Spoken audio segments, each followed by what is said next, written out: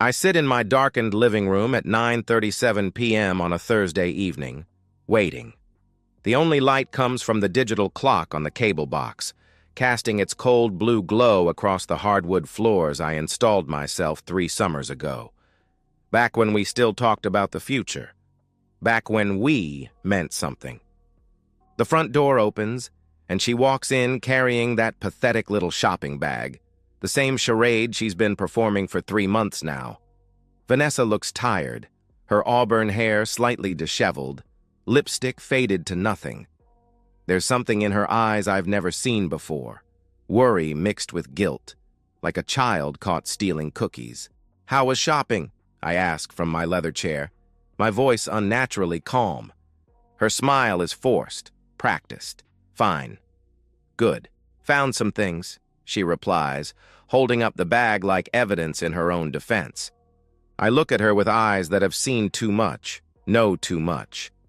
The question leaves my lips like a death sentence. "Your lover didn't show up today, did he?" The shopping bag slips from her fingers and hits the floor with a soft thud. The color drains from Vanessa's face so quickly I think she might faint. Her mouth opens, but no words come out. Just this hollow, gasping sound like a fish pulled from water. In that moment, I see everything. The guilt, the panic, the realization that her carefully constructed lie has just collapsed like a house of cards in a hurricane. But let me back up. Let me tell you how we got here. 4 years ago, I met Vanessa Brown at a mutual friends gallery opening downtown. I was admiring a black and white photograph of the Golden Gate Bridge when she approached me first, intrigued by what she later called my quiet intensity. She was a marketing consultant with ambition burning in her green eyes, and I was a civil engineer who'd just landed a promotion at Harry & Associates. Our courtship was passionate, urgent. She loved how I listened to her ideas about starting her own firm someday. I loved how she laughed at my terrible engineering jokes and didn't mind that I preferred quiet evenings over loud parties. We spent weekends hiking through Marin County, talking about opening our own consulting business together, her handling marketing and client relations, me designing sustainable infrastructure. We married after 2 years of dating in a small coastal ceremony in Half Moon Bay. She took my last name, Vanessa Smith. No children yet. We agreed to wait until her career stabilized, though that conversation stopped happening months ago. I bought us a townhouse in Noe Valley, spent 6 months designing and renovating it myself. We were happy. At least I thought we were. I described our marriage to friends as solid, built on shared dreams and mutual respect. Weekend farmers market trips, late-night conversations over wine, watching old noir films with her head on my chest while rain drummed against our bedroom windows. We made love regularly, laughed often, fought rarely. We were those couples other people envied. But 6 months ago, something changed. The shift was subtle at first. Longer hours at the gym, new clothes I didn't recognize, more frequent networking events, and girls' nights out. Our intimacy evaporated like morning fog.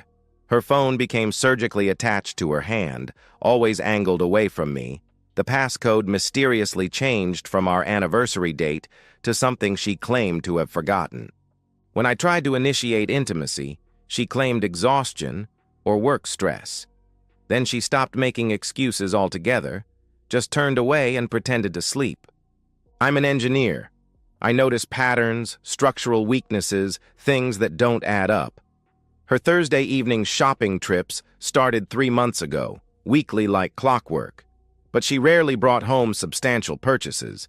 Maybe 1 or 2 small bags, sometimes nothing at all. She'd return claiming everything was picked over or she couldn't find what she wanted.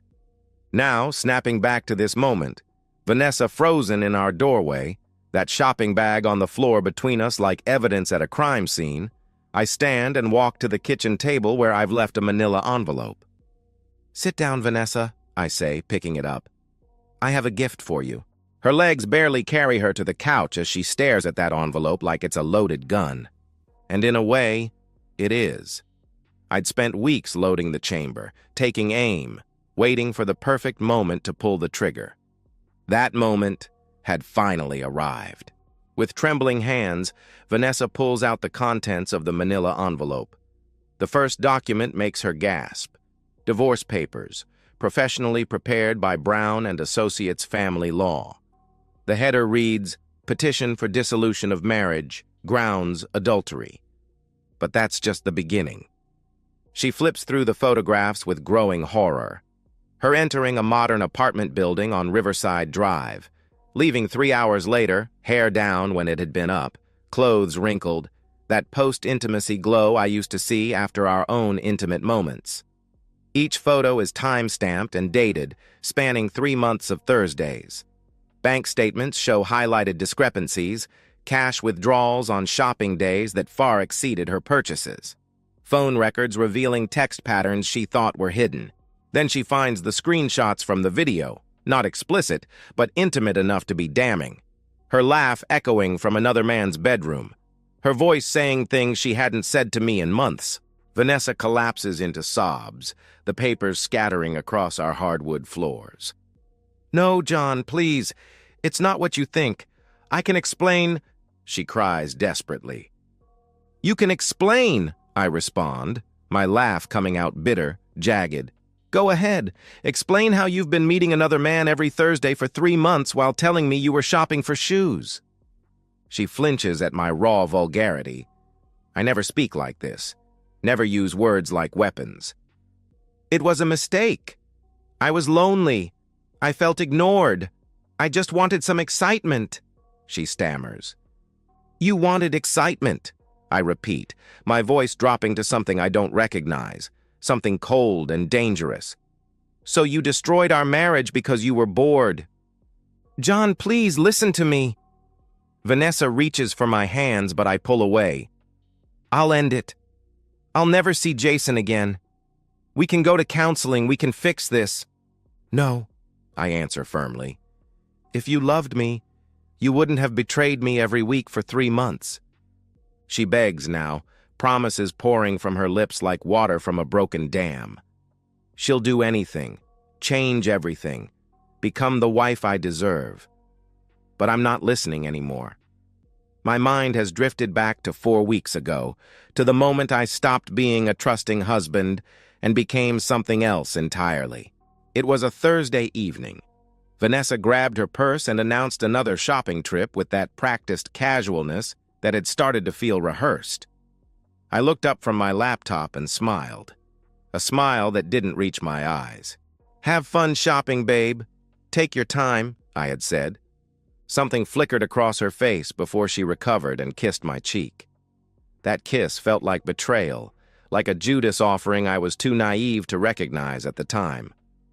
That night, I couldn't ignore the patterns anymore. I researched private investigators online until my eyes burned, finally settling on Raymond Fletcher, a former SFPD detective with 20 years of experience and discretion guaranteed. We met the next day at a coffee shop in the Mission. Raymond was blunt in that way only ex-cops can be. "Most of the time, the client already knows. They just need proof," he told me. The investigation took 2 weeks. The first reports were mundane and almost reassuring. Gym sessions that actually happened, lunch dates with female colleagues I could verify, legitimate work meetings. I felt foolish, almost guilty for suspecting her. Maybe the distance between us was just normal marriage stuff, growing pains that all couples experience. Then Thursday arrived. Raymond's report changed everything. Subject deviated from stated destination at 6:42 p.m., tracked to residential address, 847 Riverside Drive, apartment 4B. Remained inside for 2 hours and 17 minutes. Registered tenant, Jason Whitmore, age 29, freelance photographer. I remember staring at that report until the words blurred. 2 hours and 17 minutes. In another man's apartment while I waited at home, probably wondering why she was taking so long to find the shoes that didn't exist. I requested surveillance photographs. The next Thursday, Raymond delivered images that shattered what remained of my naive trust. Vanessa entering the building at 6:45 p.m., confident and eager.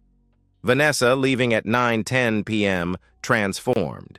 Hair down, lipstick gone, clothes slightly disheveled, moving with the languid satisfaction of a woman who'd been thoroughly loved. That night, she came home cheerful and affectionate, kissed me absently, said shopping had been great, though she carried only one small bag from CVS.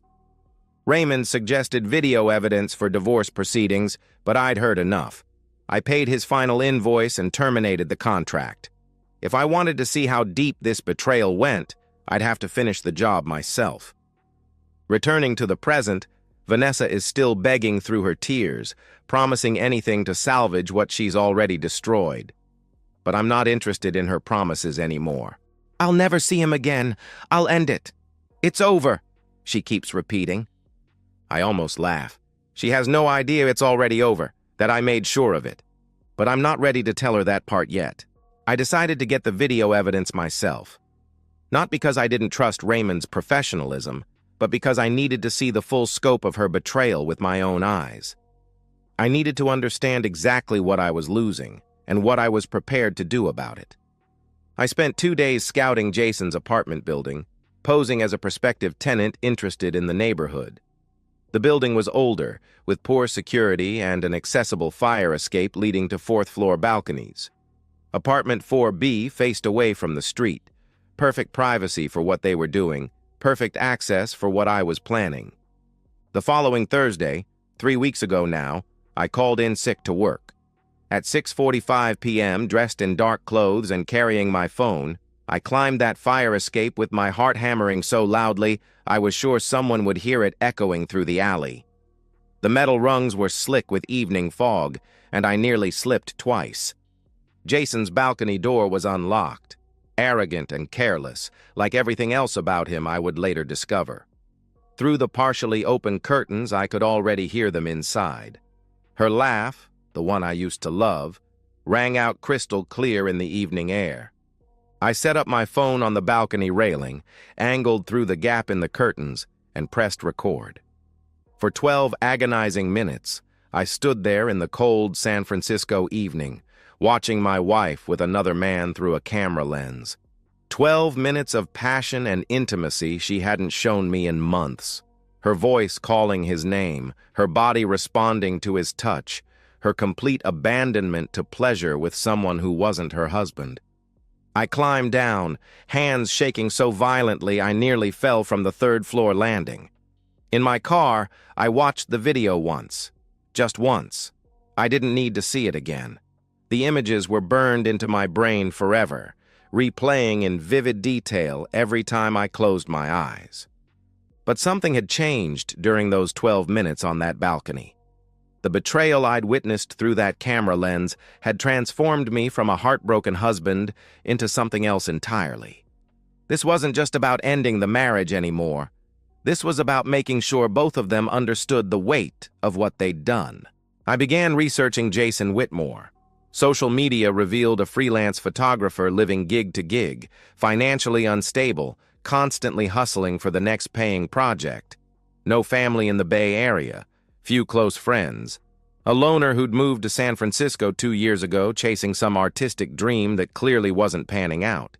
He was exactly the kind of person who could disappear, and nobody would notice for weeks. I created a fake Instagram account under the name John Development LLC, posing as a real estate company needing product photography for high-end properties. We messaged back and forth about a potential shoot. Good money for a day's work at some industrial locations. Jason was eager, almost desperate for the income. I could sense his financial desperation in every message. I scheduled a consultation meeting for this past Thursday evening, exactly 2 weeks after I recorded that video, 7 p.m., at an abandoned warehouse in the industrial district near Pier 70. Perfect for the urban aesthetic we're going for, I told him through our messages. Jason agreed immediately, probably calculating how much rent money this job could cover. Meanwhile, I prepared meticulously for the legal battle ahead. I consulted with 3 divorce attorneys before choosing Patricia Brown, a woman known for her aggressive tactics and her particular hatred of adultery cases. She reviewed my evidence with professional satisfaction. "This is airtight," she said, flipping through the photographs. "She'll get nothing beyond what the law requires." I documented everything through Patricia's guidance, every purchase, every lie, every suspicious text pattern. I legally transferred our shared assets into individual accounts, boxed up important documents, and quietly removed sentimental items from the house. Vanessa was too distracted by her affair to notice her life being systematically dismantled. I also did something I never thought myself capable of. I began studying how people disappear. Late-night research into missing persons cases, unsolved disappearances, true crime forums discussing the kinds of people who vanish without a trace. I learned that most cases go cold because there's no body, no witness, no digital trail leading anywhere conclusive. People disappear when they're isolated, when no one expects to hear from them regularly, when they have no routine others depend on. People like Jason Whitmore. I drove to the rural property I'd inherited from my grandfather, 2 hours northeast of the city, isolated and long forgotten. The old workshop was still standing, tools still hanging on pegboard walls. I cleaned it thoroughly, organized the equipment, made sure everything was in working order. I told myself I was just keeping options open, just preparing for possibilities. But deep down, I knew exactly what I was building toward. This past Tuesday, I filed the divorce papers. Wednesday, I informed my team I'd be taking personal days starting Friday. Yesterday, Thursday, arrived, and I woke up feeling strangely calm. I came home at 5 p.m. and watched Vanessa get ready for her shopping trip. I could see the edge of new lingerie under her clothes. She wasn't even trying to hide her intentions anymore. My phone buzzed with a message from Jason. "Heading to the warehouse now. Thanks again for this opportunity." At 7 p.m. sharp, Jason Whitmore arrived at the abandoned warehouse with his camera equipment, eager and completely oblivious that the potential client was the husband of the woman he'd been sleeping with every Thursday for 3 months. We talked for exactly 8 minutes before I told him who I was. I won't describe what happened after that moment of recognition dawned in his eyes. That sudden understanding that he'd walked into something he couldn't walk out of. Some details are better left hanging in the air, where they can properly haunt the people who need haunting. What I will say is this: the rural property proved very useful. The workshop tools were exactly what I needed, and Jason Whitmore's financial desperation meant no one was expecting to hear from him for several days. By this morning, I was back at work as if nothing had happened. Now, sitting in our living room watching Vanessa cry over divorce papers, she finally asks the question I've been waiting for. "John," she whispers, looking up at me with growing horror. "What did you do to Jason?" "What did I do?" I answer calmly. She asked me what I did to him, over and over, her voice rising to a scream. "What did you do? What did you do?" I didn't answer immediately. Some questions are better left hanging in the air, where they can haunt you properly. Vanessa stands slowly, backing away from me like I'm a stranger, which, in a way, I suppose I am. The man she married would never have done what I've just implied. The man she married was trusting, forgiving, naive enough to believe in happily ever after. "Oh my God, John. What did you do to him?" she asks, her voice barely above a whisper. "What did I do?" I lean forward in my chair, my voice sharpening to a blade. I protected what was mine. I removed a threat. I did exactly what was necessary when my wife decided to betray me every Thursday for 3 months. You couldn't have, she stammers, shaking her head in denial. "You'll never find out. Neither will anyone else," I respond with cold certainty. Jason Whitmore is a freelance photographer with no family, no steady clients, no one who depends on hearing from him regularly. He's exactly the kind of person who disappears and nobody notices for weeks. By the time anyone files a missing persons report, if they even do, any trail will be ice cold. Her hand reaches instinctively for her phone, but I catch her wrist. Not hard, but firmly enough to make my point. "I'm calling the police," she declares frantically. "And telling them what?" I interrupt, my laugh coming out harsh, unfamiliar. That your husband discovered your affair and now you're worried about your lover? You think they'll launch a full investigation based on a spurned wife's paranoia? Jason could be anywhere right now. Could have ghosted you like the coward he is. Could have run off with another woman. Could have decided San Francisco wasn't working out and moved back east. There are 1,000 explanations, Vanessa, and all of them are more believable than whatever theory you're constructing in your guilty conscience. You're insane, she whispers, backing further away. No, I reply, standing and stepping closer while she shrinks back against the wall. I'm just done being disrespected in my own home by my own wife. She looks down at the divorce papers still scattered across our floor, the floor where we used to dance to jazz records on quiet Sunday mornings. I won't sign these. You can't force me. Sign them, or I release the video publicly, I state matter-of-factly. Every friend, every family member, everyone in your professional network gets to see exactly what kind of person you are. Your parents, your colleagues, your sorority sisters from college, everyone you've ever cared about gets a front row seat to you f***ing Jason in his bed. Your choice. Her face crumbles completely now. The confident, successful woman I married has been replaced by this trembling, desperate creature who destroyed everything good in her life for some fleeting excitement. John, please, we can still fix this. We can go to counseling. We can work through this, she pleads desperately.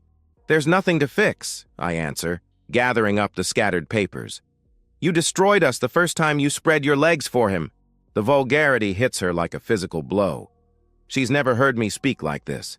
Never seen this side of me that apparently existed all along, waiting for the right betrayal to wake it up. What happened to you? She whispers through her tears. You're not the man I married.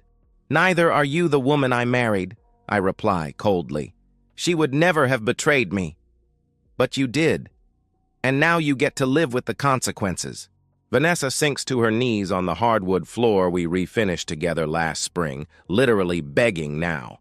I'll do anything. I'll disappear. I'll never bother you again. Just please, please tell me you didn't hurt him. Get out, I command. The words are flat, final, carrying the weight of absolute authority. John, she tries once more. Get out, I roar, shaking the picture frames on the walls, photos of our wedding, our honeymoon, all the happy moments she poisoned with her betrayal. Sign the papers, or I destroy what's left of your pathetic life. Those are your only options. Patricia will deliver copies to wherever you're staying tomorrow morning. You have 48 hours. She scrambles to her feet, grabbing her purse with hands that won't stop shaking. At the door, she turns back one final time, and I see something that might be genuine remorse. Too little, too late. If you hurt him? If you did something to Jason, they'll find out. They always find out, she says with desperate conviction. I've already turned away, picking up the TV remote like she's ceased to exist. An old Bogart film is playing on the classic movie channel, one we used to watch together, curled up on this same couch, back when we still believed in forever.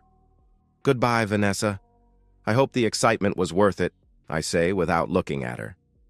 The door slams behind her, and the sound echoes through the empty house like a gunshot. I sit back down in my leather chair, watching Humphrey Bogart light a cigarette on the screen.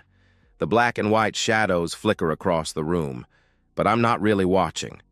I'm listening to the silence, the profound, deafening silence of a house that used to hold love and now holds only the ghost of what I used to be.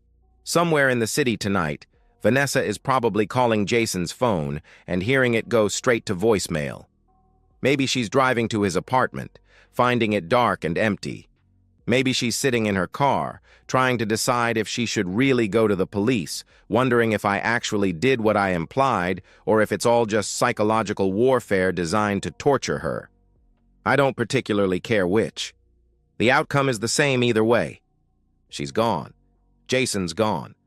The life I built with her is gone. And I'm exactly where I chose to be, alone in a house that feels like a mausoleum, watching old movies about men who commit perfect crimes and then slowly unravel while waiting to be caught. I used to think those stories were unrealistic. Now I understand them perfectly. The weeks following our confrontation unfold. Vanessa signs the divorce papers within 48 hours.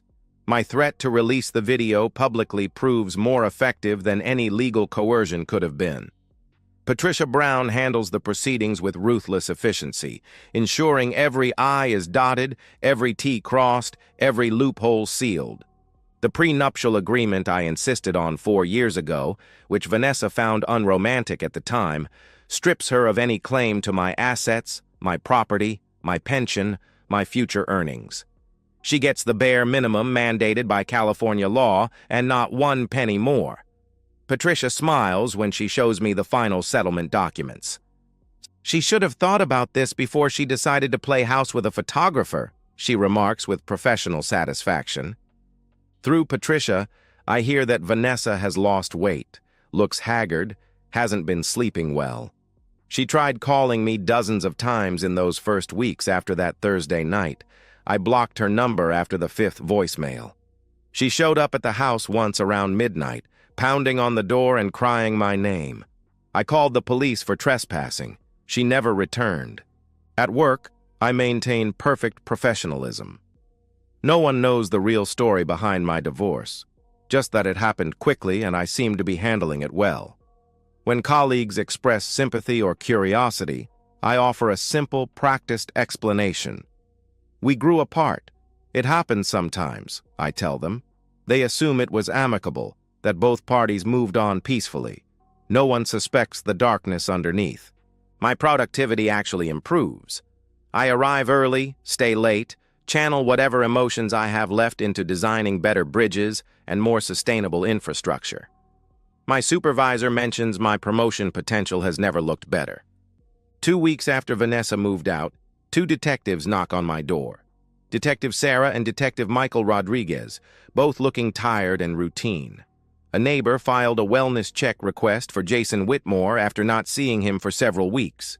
His apartment shows no signs of struggle, but he hasn't posted on social media, hasn't responded to client emails, hasn't shown up for scheduled photography sessions. He's simply gone. The detectives found my fake Instagram account in Jason's message history, the conversation about the photography job, the scheduled meeting at the abandoned warehouse. I play my role perfectly, calm, cooperative, appropriately confused. Yes, I was interested in hiring him for some corporate headshots, I explain. I thought the industrial warehouse aesthetic might work for our company's rebranding project. We scheduled a meeting for 7 o'clock. He never showed up. I waited about 30 minutes, then assumed he'd flaked out or found a better-paying gig. I deleted the account when I went with a different photographer. Did you know Mr. Whitmore was involved with your wife? Detective Rodriguez asks directly. My ex-wife? No, how would I know something like that? I respond smoothly. The lie flows effortlessly.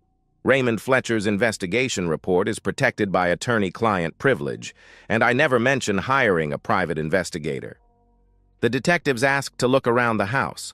I consent immediately, even offer them coffee. The space is clean, ordinary, recently redecorated. Nothing incriminating anywhere. They thank me for my cooperation and leave. Detective Sarah hands me her card. If you think of anything else that might help, please call us, she says professionally. I close the door and my hands don't shake. My heart rate stays perfectly steady. I've become someone who can lie to police without flinching. The investigation stalls within weeks. No body, no witnesses, no evidence of foul play. Just a freelance photographer with unstable income and no close family who suddenly stopped answering his phone. His landlord eventually cleans out his apartment when rent goes unpaid. His social media accounts go dormant. He becomes another statistic, another missing person whose case goes cold in the filing cabinets of overworked detectives. Vanessa tries to tell police she suspects me, but she has no proof. just the desperate accusations of a bitter ex-wife whose own infidelity destroyed her marriage. The detectives note her statement but don't pursue it seriously. Patricia keeps me informed about Vanessa's increasingly erratic behavior. Her wild theories only undermine her own credibility, Patricia tells me during one of our final meetings. I learned through mutual acquaintances that Vanessa moved to Portland, took a retail job after her marketing career imploded when word of the affair spread through her professional network. She's alone, broken, haunted by questions that will never be answered. I should feel victorious. I won everything, kept my house, my assets, my reputation. She lost everything, her marriage, her career, her standing in the community. But sitting alone in the townhouse I designed for two, watching noir films in the dark, I feel hollow. The rage that sustained me has burned out, leaving only ash. The police stopped calling months ago. The detectives moved on to cases with actual evidence. Jason Whitmore became just another name in the missing persons database, filed away and forgotten. And I became just another divorced man living alone in a house too big for one person. We all became ghosts in our own way. 6 months after the divorce was finalized, I still live in the townhouse I designed for a marriage that no longer exists. But everything has changed. I've systematically removed every trace of Vanessa. Photographs, furniture we chose together, even the expensive coffee maker she loved. The space is minimalist now, sterile, like me. Work continues to be my refuge. The promotion came through last month. My laser focus during the divorce proceedings impressed my superiors, who interpreted my dedication as resilience rather than escape. I've become one of those men who lives at the office, filling the void with projects and meetings that extend deep into evening so I don't have to face the silence at home. I attempted dating once, a colleague's well-meaning setup with an attractive architect named Sarah. Over dinner, she asked about my divorce with genuine kindness. I gave my rehearsed answer. We grew apart. Sometimes it just happens, I told her. She sensed I was holding back but didn't push. After 3 dates, she gently suggested I wasn't ready for a relationship. I didn't disagree. Occasionally, I receive updates about Vanessa through mutual friends who don't know the full story. She's managing a boutique clothing store in Portland now, her marketing career permanently destroyed. She lives alone in a studio apartment. No new relationships. Her social media, what little exists, shows forced smiles and inspirational quotes about second chances. I stopped checking after a few months. The Jason Whitmore case remains officially unsolved. Cold. Filed away with hundreds of other missing persons who vanished without explanation. I never returned to my grandfather's rural property, though I haven't sold it either. It sits there in the darkness, slowly decaying, a monument to choices made and lines crossed. Sometimes I consider burning it down, erasing that final connection to what happened that Thursday night. But I don't. Maybe some part of me needs it to exist, needs the physical proof of what I became capable of doing. Late at night, when insomnia strikes hardest, I pour whiskey and watch those old noir films. The morally ambiguous protagonists, the femme fatale, the men who make terrible choices for understandable reasons. I used to watch them as entertainment. Now they feel like confessions. Do I regret what I did? The divorce, certainly not. Vanessa deserved to lose everything she had built with me. But the other thing, that's more complicated. Did I actually cross that final line that Thursday evening? Or did I simply let everyone believe I had, weaponizing their assumptions as part of my revenge? I know the truth. But I'll never speak it aloud, never write it down, never confess it even in the privacy of my own thoughts. Because some truths, once acknowledged, change you irreversibly. And maybe I've changed enough already. I finish my whiskey, turn off the television, and sit in the darkness of my empty house. Outside, the city continues its endless cycle. People falling in love, betraying each other, destroying each other, surviving each other.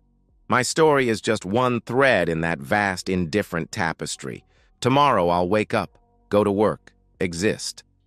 It's not happiness. It's not redemption. It's survival. One day at a time, carrying the weight of what I know, what I did, what I became. Sometimes I wonder if she lies awake asking questions with no answers, haunted by suspicions she can never prove. Sometimes I wonder if Jason is alive somewhere, hiding, too terrified to surface. But mostly I don't wonder at all. Mostly I just exist in this house I built, in this life I designed, in this silence I earned. They say the perfect crime is one that's never solved. What they never mention is that the real punishment isn't getting caught. It's getting away with it and having to live with yourself afterward. Was it worth it? I still don't know. Ask me tomorrow, or the day after that.